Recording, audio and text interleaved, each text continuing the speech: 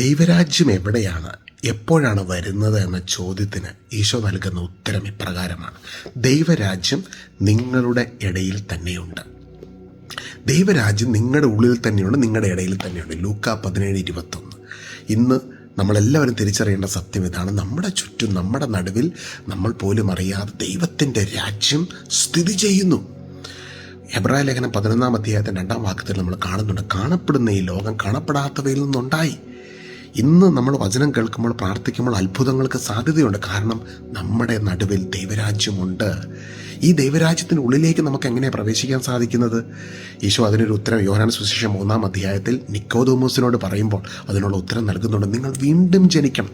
വീണ്ടും ജനിക്കുന്നെങ്കിൽ മാത്രമേ ദൈവരാജ്യത്തിലേക്ക് പ്രവേശിക്കുവാൻ സാധിക്കുകയുള്ളൂ. അപ്പോൾ എപ്രകാരം നമുക്ക് വീണ്ടും ജനിക്കാൻ പറ്റുന്നേ? ഈശോ അതിനുമുള്ള ഉത്തരം കൊടുക്കുകയാണ്: ജലത്തിനാലും ആത്മാവിനാലും ഒരു വ്യക്തി വീണ്ടും ജനിക്കണം. അപ്പം നിക്കോദമോസ് ആദ്യം ചോദിച്ചു, ഈശോയെ, ഞാൻ അമ്മയുടെ ഉദരത്തിൽ വീണ്ടും പ്രവേശിക്കണോ? ഇതെങ്ങനെ വീണ്ടും ജനിക്കാൻ പറ്റുന്നേ?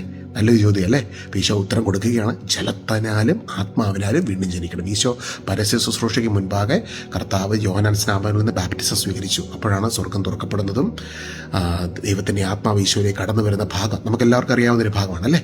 ഇതുപോലെ തന്നെ ഇതാണ് ബാപ്റ്റിസത്തിൻ്റെ പ്രാധാന്യം. ഈശോ നമുക്ക് വേണ്ടി കുരിശിൽ ചെയ്തു കഴിഞ്ഞ പ്രവൃത്തിയിൽ, കർത്താവ് കുരിശിൽ നമുക്ക് വേണ്ടി സകലതും പൂർത്തീകരിച്ചു. നമ്മളെ നീതീകരിച്ചു, വിശുദ്ധീകരിച്ചു. നമുക്ക് നമ്മുടെ രക്ഷയ്ക്ക് വേണ്ട വില മുഴുവൻ കൊടുത്തു. നമ്മളെ ആത്മാവിൽ വിശുദ്ധരാക്കാനുള്ള എല്ലാ കാര്യവും കർത്താവ് ചെയ്ത് കഴിഞ്ഞു. അതിൽ നമ്മളെ തന്നെ, ഇത് വിശ്വസിക്കുന്ന ഒരു വ്യക്തി, ആ വ്യക്തി സംസ്കരിക്കുകയാണ്. അതാ റോമാലേഖനം 6-ാം അധ്യായത്തിൽ നമ്മൾ കാണുന്നത്. ക്രിസ്തുവിൽ നമ്മൾ സംസ്കരിക്കുകയാണ് ജ്ഞാനസ്നാനത്തിലൂടെ.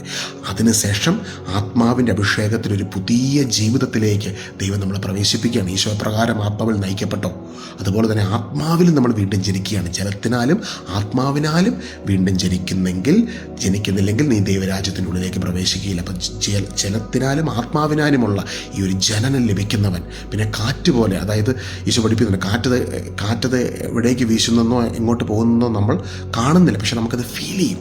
ഇതുപോലെ തന്നെ ആത്മാവിൽ നയിക്കപ്പെടുന്ന ഒരു ജീവിതം, ആ ജീവിതത്തിലേക്കാണ് സ്വർഗം നമ്മളെ വിളിച്ചിരിക്കുന്നത്. ഹല്ലേലൂയ! അത്ഭുതങ്ങൾ നിറഞ്ഞൊരു ജീവിതം, അടയാളങ്ങൾ നിറഞ്ഞൊരു ജീവിതം. അതിനായിട്ട് വീണ്ടും ജനിക്കണം.